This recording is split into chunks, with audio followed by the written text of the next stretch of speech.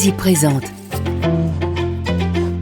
Aller simple pour la joie de Lorraine Fouchet, lu par Valérie Moutsi et Olivier Prémel, avec la participation de Thierry Janssen.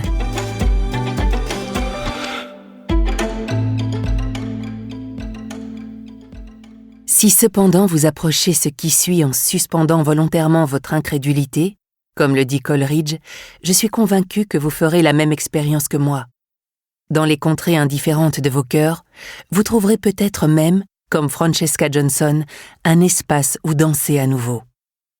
Prologue de Sur la route de Madison, de Robert James Waller, Cedar Falls, Iowa, été 1991.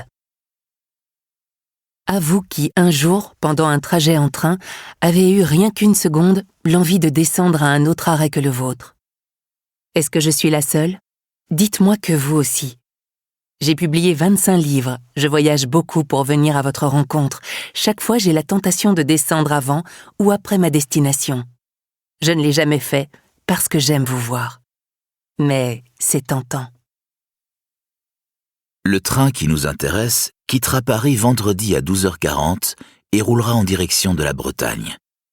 Parmi les voyageurs anonymes, nous mettrons la lumière sur 4 personnes qui ne se connaissent pas et un chien. Paul a loué une maison sur l'île de Groix pour le week-end et se réjouit de son séjour. Mia bénéficie d'un tarif moins de 27 ans et regrette d'être là. Maggie a la carte Avantage Senior et aucune envie d'arriver à bon port. Lucas déteste cette région où sa sœur jumelle et lui sont nés. Crétin, le Basséhound, n'y a jamais posé les pattes. Chacun a une destination différente. Vannes, Auray, Lorient et Quimper. Aucun ne s'attend à ce qu'il va vivre. Le train s'arrêtera chaque fois 3 minutes en gare, puis repartira. L'histoire que vous vous apprêtez à écouter est incroyable, pourtant elle est vraie. Ils croient prendre le train les prendra de court. Vendredi. Mia. Je suis née il y a pile 19 ans. Papa et maman m'ont appelé tôt ce matin du Liban, c'était cool. J'ai dîné hier soir dans un resto chic avec Gabriel et trop mélangé les alcools. Résultat, un mal de crâne de ouf. Je prépare mes affaires pour Quimper à contre-cœur. Je vais être coincée dans la famille de Gabriel 10 jours. Franchement, ça m'éclate pas de jouer les baby-sitters, mais ça leur rend service. J'ouvre ma valise aux couleurs du drapeau danois, rouge, barré de la croix scandinave. J'y balance un jean, 2 shorts, des t-shirts, un sweat, des maillots de bain, mes espadrilles. Je déteste les tongs. Mes pieds sont moches à mourir. Je les planque, et mes affaires de toilette. Et un livre de la Patte Patrouille pour le petit Adam. Hier, au resto, Gabriel m'a offert un bracelet en or pour mon anniversaire. Il était choqué que je ne connaisse pas Cartier. J'en déduis que ça lui a coûté une blinde. Il faut un mini tournevis en or pour le mettre ou le retirer. Je l'ai remercié, mais quand il l'a refermé autour de mon poignet, je me suis sentie vissée à lui, boulonnée, prisonnière.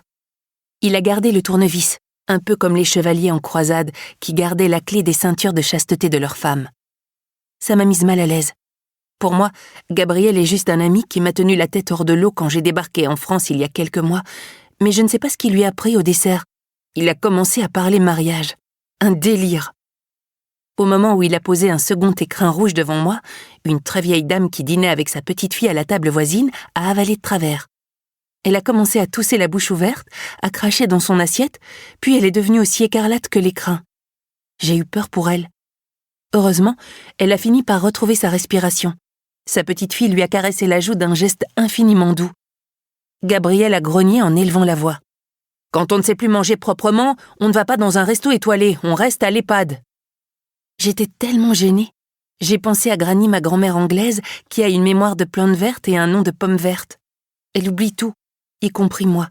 « Tu n'ouvres pas ?» s'est étonné Gabriel en foudroyant nos voisines du regard. « Tu m'as déjà offert un super cadeau, 2 c'est trop.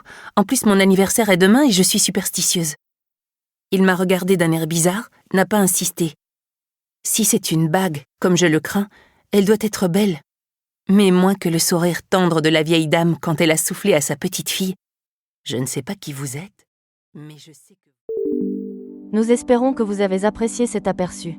Pour continuer à écouter ce livre audio sur Google Play Livres, utilisez le lien dans la description de la vidéo.